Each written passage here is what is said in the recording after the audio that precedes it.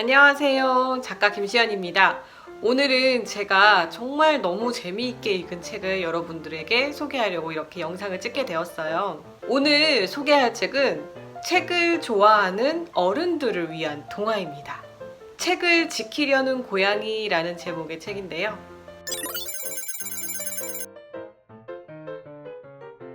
이 책은 판타지예요. 여러분, 책이 정말 세상을 바꿀 수 있다고 생각하시나요? 책을 읽는다는 의미는 무엇일까요? 우리는 책의 소중함을 얼마나 인식하고 살고 있을까요? 아무리 좋은 책이 있어도 사람들에게 읽혀지지 않는 책은 무슨 의미가 있을까요? 이런 책에 대한 많은 물음에 대해서 생각하게 되는 책이에요. 일단 저는 이 책을 사게 된 3가지 이유가 있었어요.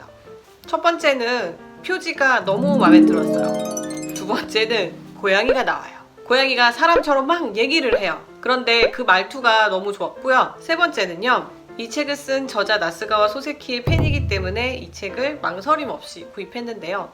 저는 이 책을 받자마자 앉은 자리에서 다 읽어버렸어요.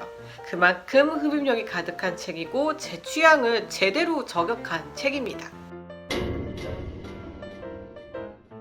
이 책은요, 희귀본이 가득한 고서점이 배경이에요. 이 고서점에서 책을 지키려는 고양이와 고서점 주인 할아버지의 손자인 고등학생이 펼치는 모험 이야기입니다. 이 책의 저자부터 알아볼게요. 이 책의 저자는 제가 데뷔 때부터 굉장히 관심 있게 지켜본 저자예요. 나스가와 소스케라는 저자인데요. 이 저자는 의사 선생님이에요. 그래서 데뷔작을 자신의 자전적인 이야기로 채운 신의 카르테라는 작품이 일본에서 320만 부가 팔렸어요. 저도 그 책을 봤는데요. 인간미가 느껴지는 정말 너무 따뜻한 책이었고, 굉장히 나스가와 소세키의 문장이 편하고 따뜻하게 다가와서 너무 재미있게 읽은 기억이 납니다. 그래서 후속작인 책을 지키려는 고양이도 빨리 읽어보고 싶어졌어요. 전작인 신의 카르테는 영화로도 제작이 되었으니까요. 영화도 추천하고 싶어요.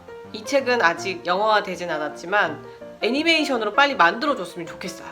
이 책의 주인공인 고서점 주인의 손자 나스키 신타로는요, 어릴 때 부모님이 돌아가시고 할아버지와 단둘이 살아가고 있는 소년이에요.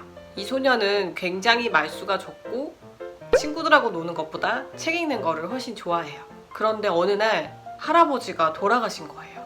그래서 이 소년은 고서점을 물려받게 되었는데요. 하지만 고모가 나타나서 서점을 정리하라는 이야기를 듣게 됩니다. 이 고서점이 굉장히 독특한 게 뭐냐면요, 베스트셀러나 잡지나 만화는 팔지 않아요.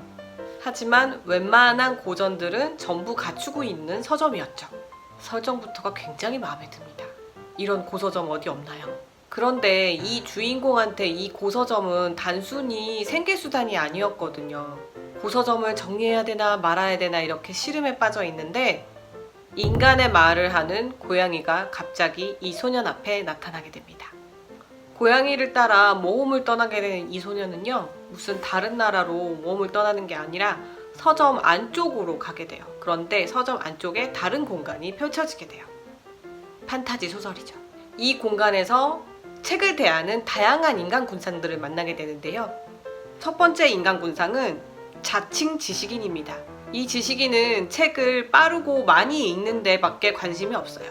두 번째로 만나게 되는 인간 군상은 책의 줄거리만 읽으면 충분하다고 생각하는 학자예요. 세 번째로 만나게 될 인간 군상은요, 책을 팔아서 돈만 벌면 장땡이라고 생각하는 출판업자예요. 이렇게 책을 대하는 다양한 인간 군상들의 면면을 살펴보면서 과연 우리는 왜 책을 읽는 것인지 생각하는 계기가 되는 책이 바로 책을 지키려는 고양이예요.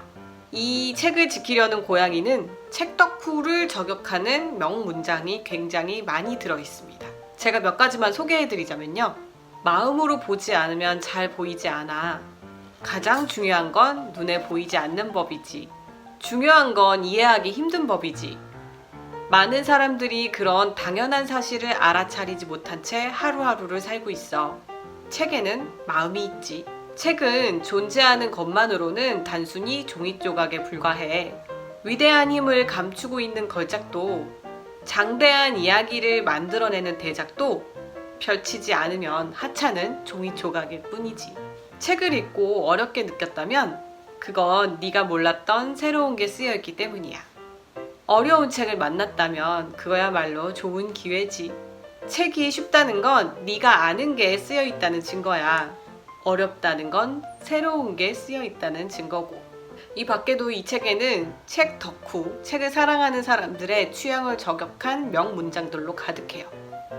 여러분들이 읽어보시면서 이 책에서 나온 책에 대한 명문장을 뽑아내는 재미도 있으실 거예요.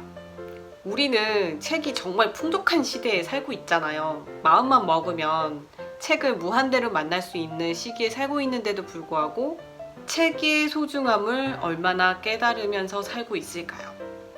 이 책의 배경으로 등장하는 고서점은 고전 중심의 고서점이잖아요.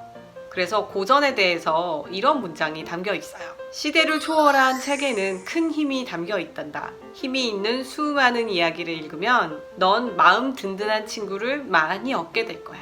실제로 이 책을 읽으면서 이 주인공 고양이와 고서점 할아버지 손자의 이야기를 보면서 남의 일 같지가 않았어요.